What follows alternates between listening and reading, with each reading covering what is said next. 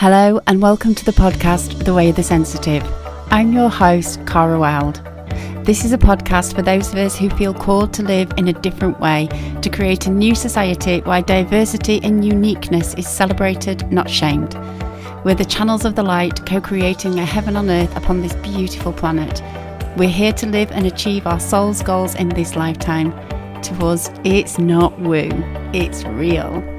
Calling all the magic makers, the mystics, the empaths, the sensitives, the starseeds, the autistic ones, sometimes sidelined, sometimes scapegoated, but we know that we're here to create new pathways in the one mind, because it's not just about traversing alternative dimensions, it's also about landing and being fully alive in this gorgeous world. Hello sensitives, and welcome to the next in the Interview Your Guide series. Today we have Lisa Wolfe, a channel and a spiritual mentor who works with entrepreneurs and seekers to assist them in connecting with their soul purpose at the core of their being. And core is a really good word for summing up everything that we covered in this channel session. Lisa channels for us the Pleiadian Collective, and this one really goes into those darker, deeper places that some of us as light workers want to avoid. And I think some of the terms are quite often spiritual bypassing, putting a happy, positive face and spin on things, and what can happen when we don't deal with the wounds inside of us. And so the whole interview started with the Pleiadians kind of setting the scene for this and talking about the evolution between feminine power and masculine power, one being more out of balance with the other, and how now we're coming together as a collective to balance the divine and feminine and masculine. So the first kind of 20 minutes sets the scene for that. And then about 25 minutes in, they start talking about how it's our role to embody our soul. So not just living from the top 3 chakras up, and anybody knows me knows that this is my absolute passion with us as light workers, that we are very good at the top 3, and the bottom 3 is where our journey really is in physical reality, so that we can truly anchor our souls and embody our souls in physical reality and be the change we want to see. That's what this covers. It covers things such as narcissism, the political battles that we see, how that relates to souls incarnating with particularly personality roles, how we are as light workers being diverted by this, and we're not sticking to our purposes, we're not sticking to the work that we're going to be doing here because we're getting caught up in the chaos. Also talks about how negative entities are very real from the Pleiadian perspective, and how not attending to our wounds can cause tears and holes in our auric fields, which allow those negative entities entrance. So I don't know what your personal belief are about negative entities, but I would love to hear your thoughts on what the Pleiadian Collective say. They also go on to talk about the DNA as instructions from our ancestral line, and how the body has the answers. Oh my God, love that. And how our body works in co-creation with Gaia. So be prepared for this one. It's deep one. It's not for those that are shy of asking the big questions, looking deep within, and that aren't afraid of the darkness. All right, catch you on the other side. Enjoy.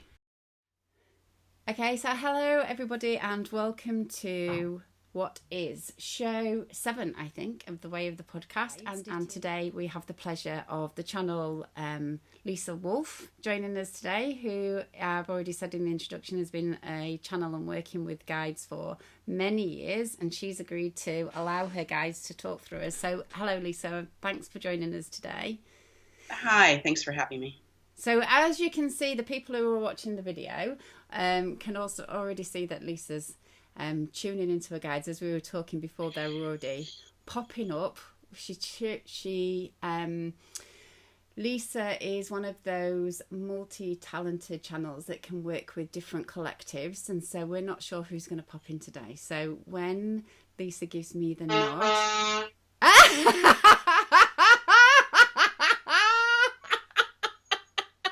They're ready. Everybody could hear that horn. They're ready. Okay, so when Lisa gives me the nod, I'll talk to the guides. Sure, you can fire away. They're here. All right. Hello. Thank you so much for being with us today. It's an honor to connect with you. I just wondered if you could tell us a little bit about yourself, whether you have a name that you go by, or whether there's part of the system that you belong to, a dimension or a place that we can identify. We're the Pleiadian Collective, and we are so happy to be here. Thank you for being here. And do you have a name as is the Pleiadian Collective your name? Is that what you want to go by? That will do for now. So, I'm just feeling into your essence. So could you tell us what your main kind of purpose for connecting with humanity is at the moment? Your planet is at a turning point, and all of us from the non-physical realms are sitting on the edge of our chairs. We're eating popcorn, wondering what you're going to be doing, because the beauty of what's happening on your planet right now is so immense. It is so momentous. And you have an opportunity right now to leap to a higher dimension if you wish to take that leap. But yours is a free will planet. And so our purpose in coming through and speaking in this way is not to interfere. We can't come and land with spaceships. We can only communicate through open channels who wish to communicate our message. Right now, there is an enormous battle taking place below the surface, and you see it manifested in your political systems seemingly going crazy. And we are here to say that this cycle that you are experiencing, many people are afraid, they're confused, they don't know what to think about what's happening. But this is actually a beautiful part of the cycle of transcending to a new level of evolution. Mm-hmm. And what you're experiencing now is the culmination of tens of thousands of years in which there has been almost a tug of war between the feminine tendency, that which is without form, that which surrenders, that which generates out of nothing, and the masculine form, which is the protector, the guider, and the creator of containers. And it's been like a seesaw on your planet for many years, in which one tendency comes into power, and the other has not been able to integrate. But what we're seeing now is for millennia, the feminine was in control. In pre-literate societies, the feminine dominated, and we saw the goddess culture. But there was something missing, and that is the element of the masculine and the mind, which has allowed your civilization to make such extraordinary technological advances. These technological advances in the last 50 years are beautiful, and we are so happy to see such an extraordinary connection. And in particular, the internet is something that we perceive as very beautiful, because for the first time, humans have been able to connect with their soul families across miles. Mm-hmm. And while there are certainly negative aspects to this technology has actually accelerated the evolution on your planet in an absolutely extraordinary way. In the last 50 years, there have been such leaps in technology, and this is the bright side of the masculine that has come forward, right? But and this is not something to be suppressed. It is it's it's actually a physical representation of the grids that we have been assisting in setting up your planet, because there are energetic grids which we have been channeling through and assisting the best that we can from our limited non-physical way. We have many light workers who are installing these grids on the ground in the ethers. And the internet is it's a physical representation that humans have created, which is quite extraordinary. Mm-hmm. So we are saying that the masculine is not something to be suppressed or looked upon as evil. Mm-hmm. The masculine is beautiful, and it is absolutely necessary in creation. And it's only when these things become very unbalanced that it's a problem.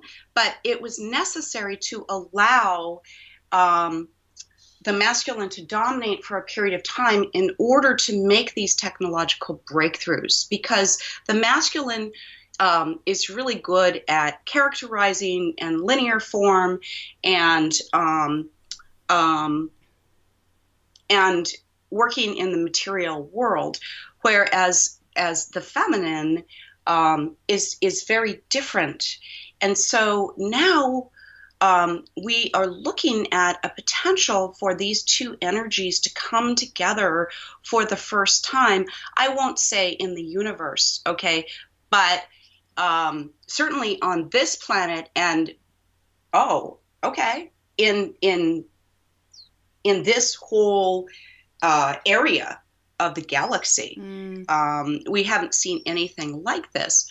So what we're seeing in the political systems right now, it's microcosm, macrocosm. Whenever you have a leap to a higher evolutionary level, there will be, for a period of time you will have progress, but then there will be a time in which all of the horrible things that are under the surface that need to be released will come out. Right. And what's happening here on your planet is that this is happening not just because it's part of the cycle, but also because we had many people who were simply sleepwalking, and many healers, many beings came to this planet, and naturally when they incarnate, they forget, and they need to be reminded. And unfortunately, sometimes the only way to remind humans is to shock them, right? Because they get into kind of a trance, and they get almost with blinders on, so that they cannot remember. And so these things are rising to the surface, which many are perceiving as frightening, out of control, bad. it is not bad. It was necessary. And we don't like to see you suffer, but sometimes it takes a little shock for awakening. And now we are beginning to see all of these beings who came here to assist in this time are being jolted awake, and they're remembering. And so the role of energy healers and channels and spiritual people is to assist all of these people who are beginning to wake up and who need guidance and who need the processes to allow them to remember who they are and why they came here. And so, many of us are despairing. Many have lost the will to live, but we are saying to you that please have hope and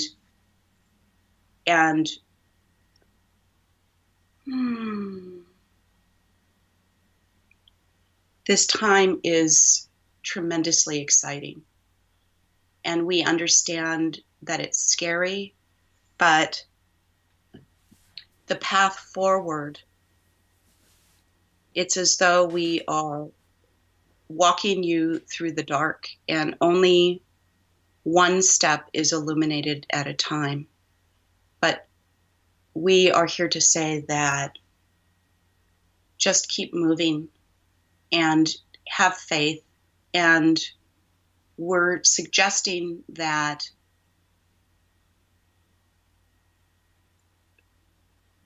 you really focus on your heart and in meditation on opening your heart, because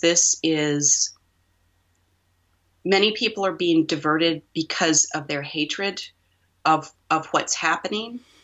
And it is causing them to be distracted from their role and their purpose. And we must understand that even the most horrible narcissistic people are simply beings who came here and who signed up to fill a role.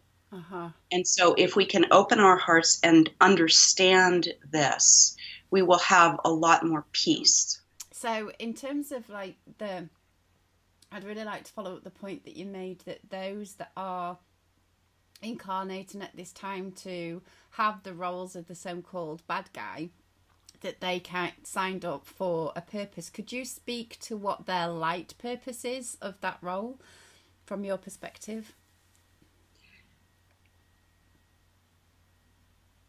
As souls, they are very brave because they chose a role which they knew that they would have no peace in their souls.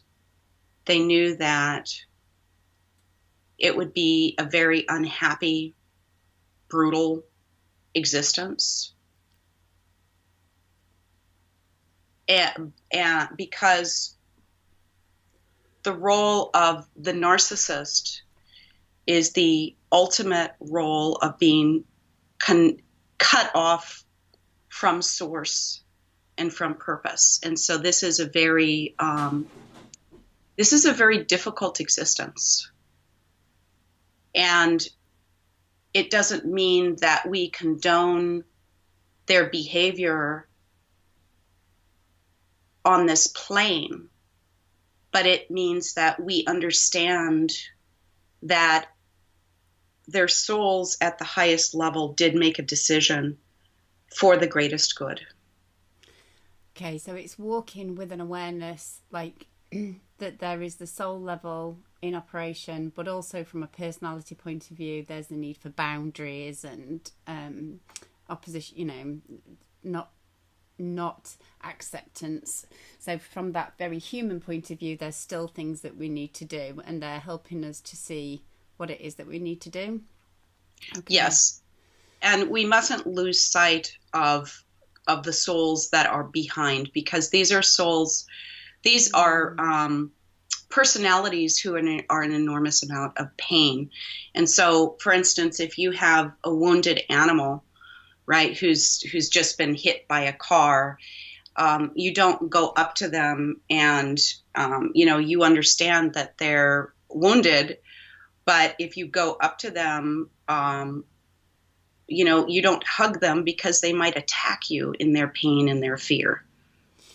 So if we no longer have a need for those kind of personalities to exist, I'm just thinking if light workers were to send light, and not love and light in that kind of way, but to send the energy of light that contains love, to give those personalities the opportunity to choose love if they wanted to, is there a potential and a possibility that these personalities can change in physical reality? They can. It is possible. It is not likely. Okay. Because they are, but you will see this. You will see really, really profound changes in people sometimes, but understand that their role in this particular lifetime is not to awaken. Okay. But here's a very important point that I think that many people misunderstand, which is that without darkness, there is no light.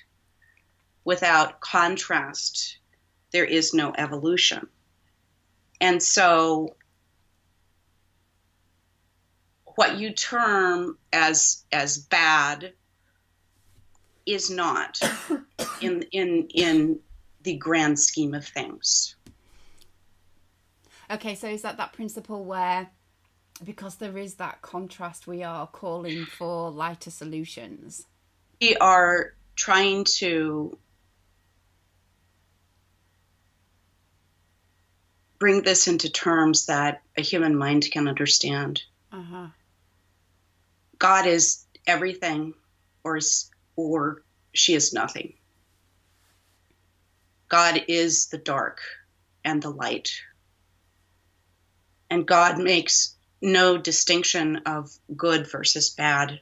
Mm-hmm. But there is ongoing evolution depends. It's not just dependence. It's the prerequisite is the contrast. The prerequisite is the dark. But all of it is source. And so we've come up with terms such as bad, light, and dark. Mm-hmm. And we associate the bad and the dark with what we don't want, which is correct on one level. But in order to come to a place of peace about the horrors and the tragedies that we see, we humans must understand that without the darkness, there can't be light. And the darkness, it's the problem is that humans have, because of the last 500 years with witchcraft and so on, many things that are perceived to be dark, such as witchcraft, are not dark at all. Okay, they're simply a deep dive into the soul, which can be very, very uncomfortable. Okay, and so this is,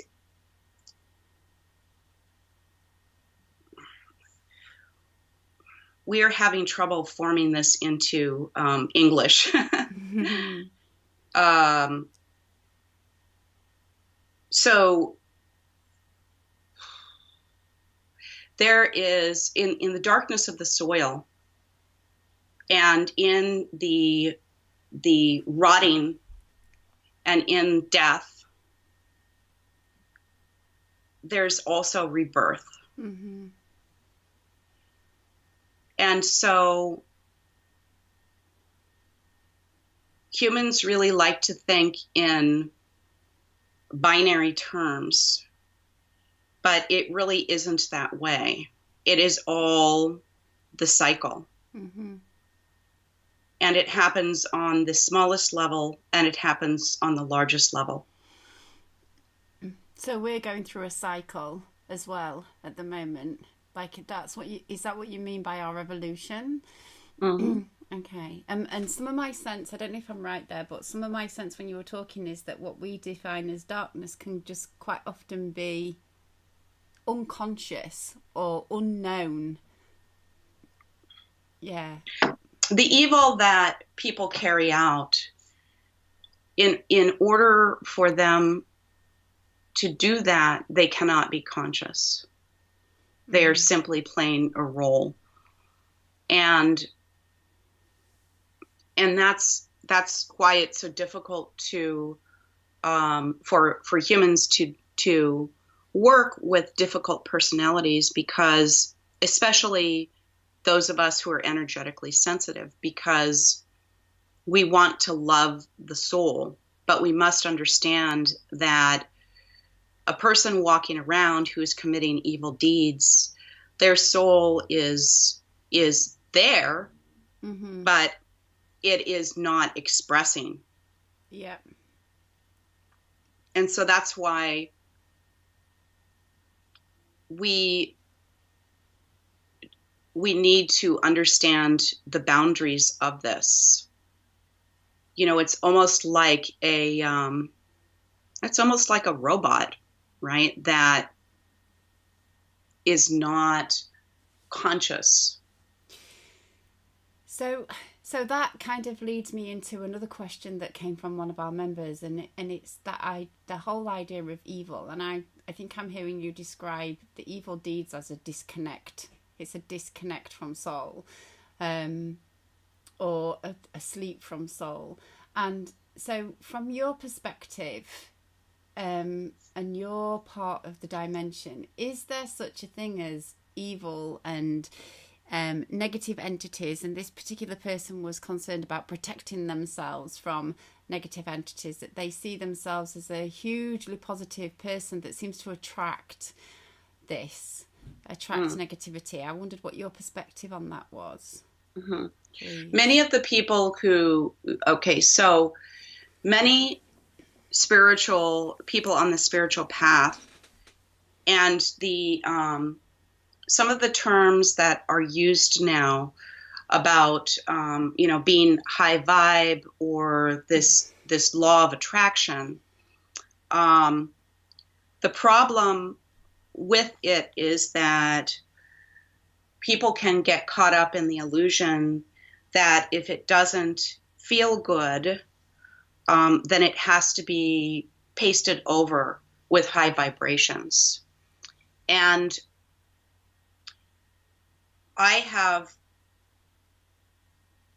the channel Lisa has worked with people who have repressed the trauma, the wounding, all of these things that come with the earth experience. And what needs to be understood is that in order to not experience this pain, it must be walked through. And it's not fun, and it flies in the face of the popular culture of spirituality, where we're always in a state of nirvana. You came here not just for your own soul's evolution, but to clear the collective consciousness. And so every trauma, every time you are going through processing deep, difficult emotions, it's not just for you. You made a choice as a soul to come into the world to assist. And that also means assisting in clearing collective consciousness. And so we would say a couple things on negative entities. Uh-huh. First of all, negative entities do exist, and they are a problem because there is some backlash now in which there are forces that wish to stop this evolutionary leap. However, it is important to understand that, okay, all right, I get it. If you have negative entity, okay. For instance, individuals who have major wounding in one of the energy centers, and they paste it over with high vibrations. Yeah. That nonetheless leaves a certain kind, it's like a hole that negative energies can enter through. Okay. So is that when we say that people are putting a positive spin on it and trying to think positively and not doing a deep clearing at an energy level? Yes. Yeah. Okay. I've got you. And there's okay, so this is how you know. And this is the most important part of the message that we have been attempting to convey through Lisa for about a week now. Glad to be of service. And that is the role of the body, because it distresses us that bodies are referred to as meat suits, or that we have, a brain inside a body and that it is not connected. Your consciousness generates your body. Yeah. And therefore, your consciousness and your soul is throughout your body. And we would say that you can tell when you're pasting the high vibration over wounding by how it feels in your body. Because the next step, and this is very, very important for what you term light workers, the next step is the embodiment. Because you did not come here to play in the ethers and to play in the energies. You already know how to do that. Yes. Okay. Your role now is the physical connection. And there is an enormous disconnect that we see in many very earnest, sincere spiritual people. Yeah. In which they are trying to escape their physical forms. And this is, and there's been so much emphasis on the higher chakras. This is good because we've cleared so much of it. But now we need to look at the lower energy centers. And this is challenging because this would be what you would term darkness. This is the physical. And so your task over the next period, while it feels as though it would be a lot easier to run from physical reality, now is the time to inhabit your bodies and to use them as the extraordinarily wise and prescient, I don't even know what that word means, vessels that they are. Your bodies carry the history of humans, of the human race, the wisdom, and Gaia herself is the generator, the co-creator of your bodies. And so as uncomfortable as it can be to be in the body, this is the key to the next step of evolution, because many of you have worked on an energetic level and even a mind level in attempting to train your brains. And we would add as a side note that is a bit of a fallacy, because many of you have made your minds and your egos out to be wrong. But again, we are not looking for, it's just like what's happening in the macrocosm. We're not looking to annihilate anything. We are looking to bring them together and to unify them, right? That is the beauty and the power of what's happening right now. And so, your mind is not the enemy. In fact, it becomes very abused in certain of what you call light workers, because people are trying to get rid of it. Yeah. But back to the question of the embodiment. Mm-hmm. It is, you work on the intellectual level, and you can make a lot of great progress. You can create many amazing things. But then to bring it into your physical bodies is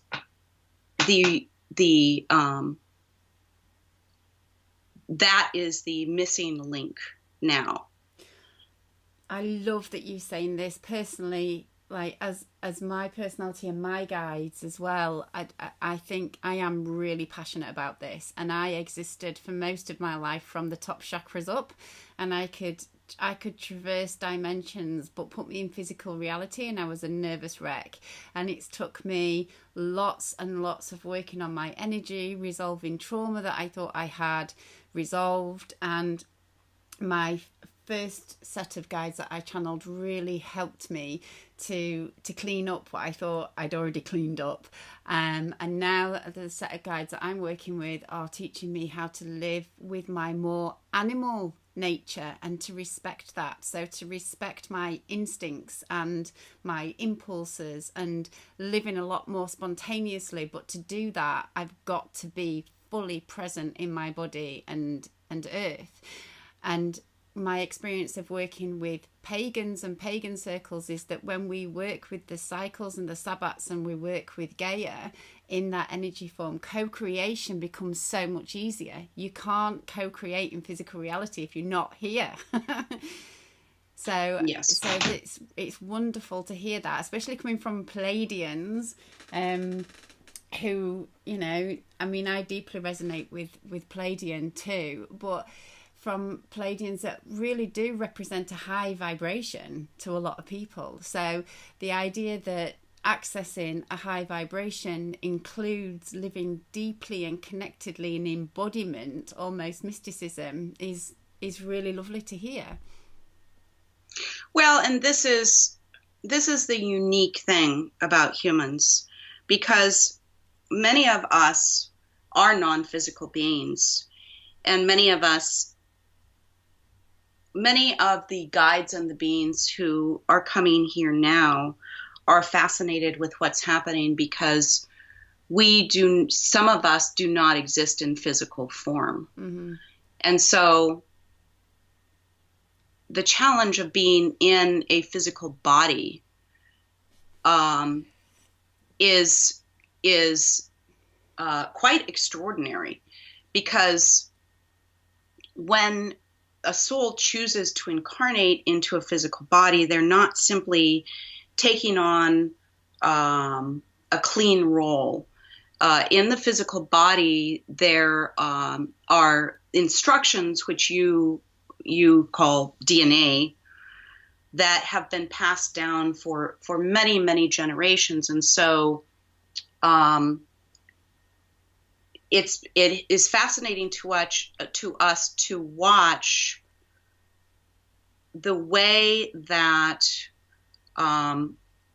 non-physical forms can come into harmony with their physical bodies, because not only do we have the soul contracts which we need to clear from many of our parallel lives, but then we have the added challenge of all of the history of the human race, which is contained in your bodies and through your lineage. And so that is why we say that when you are clearing for yourself, you are clearing for the collective that exists now, yes, but you are also clearing back through the generations. Yeah. And that role is very beautiful. But it can be very challenging. And the animal instincts that you were referring to, we find it interesting to that humans think about it this way, because in many cases, this is actually the expression of the divine feminine. Right? I love that. Uh-huh. Now, we're not talking about lower instincts such as, fight or flight. We are talking about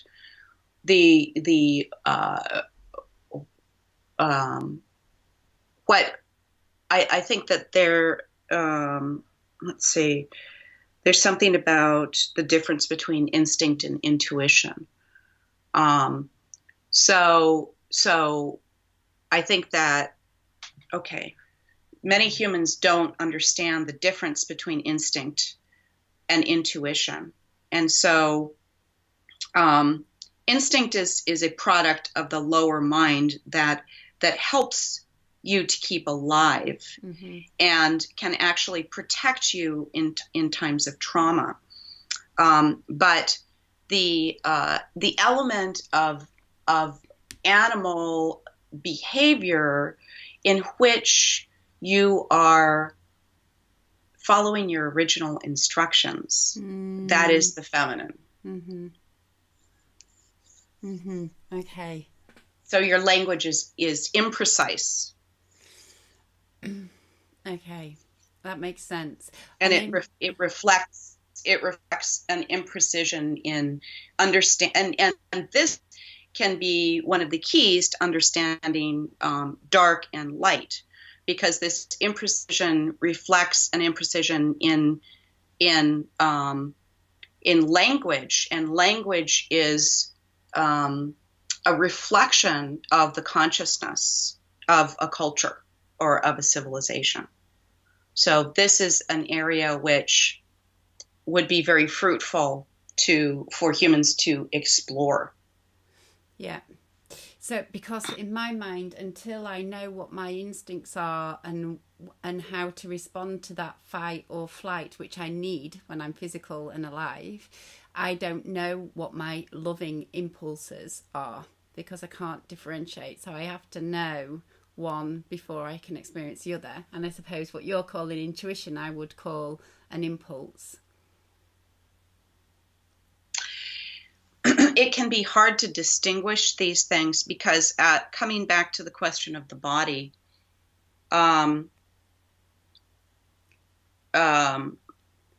those who have not been willing to work through the trauma that's contained in the human body because of millions of years of evolution and so on,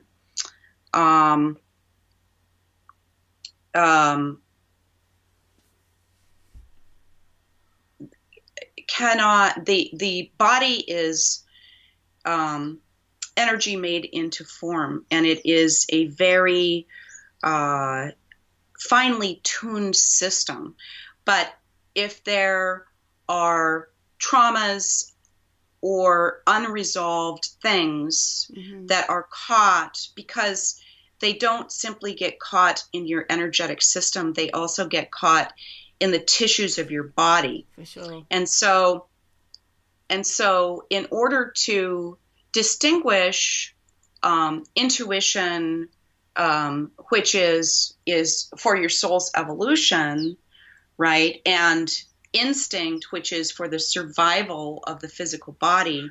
It can be very hard to do if humans have not been willing to go through the process of clearing, and this is something that's never done, right? It's never done, but we know that many humans are doing this now, and it's very easy to lose hope because it seems like there's always something there to be cleared and to be transmuted. And please understand that it will never end, because that is your soul's purpose. And so if you can understand it in this way, then it becomes a little easier to tolerate, because there's a purpose to the suffering. Okay. I think I can understand what you're trying to say. So the more that we can accept it's just a natural part of being incarnated in physical reality and our soul's expression, the less that we resist it and the less pain and suffering that will cause us. So we're kind of we need to wrap up here. And I just have one final question. I don't know what, when you were saying that you've never been physical and you're not physical, I'm curious. Some of us. Right. Okay. So some of your collective have been. Do you mean? Let's see. My collective. It's hard to describe because you have no words for what we are.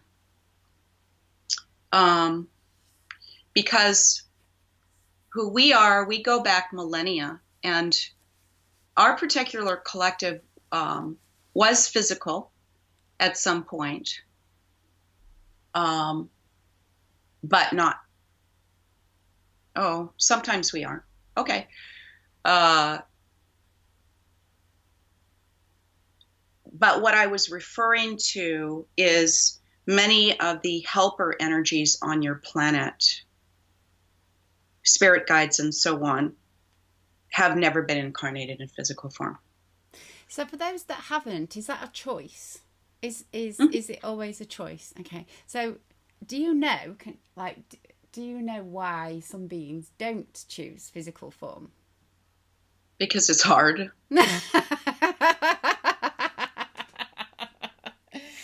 Okay. And and I think that it's simply a different. Some choose to not have physical form because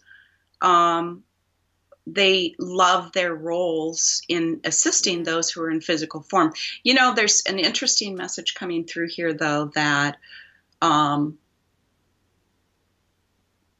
that's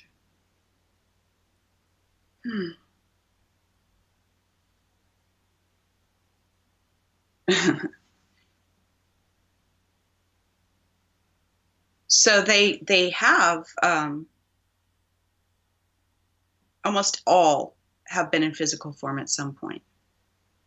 Right. But at this moment, in this particular, I can't say incarnation because that implies physicality. In this particular manifestation of their soul, they're not non-physical. Okay. Well, thank you for sharing your perspective today and taking time out of your dimension that has no time and space. I don't know how that works, but thank you for being with us today. I really appreciate that. We are pleased to be able to communicate with you.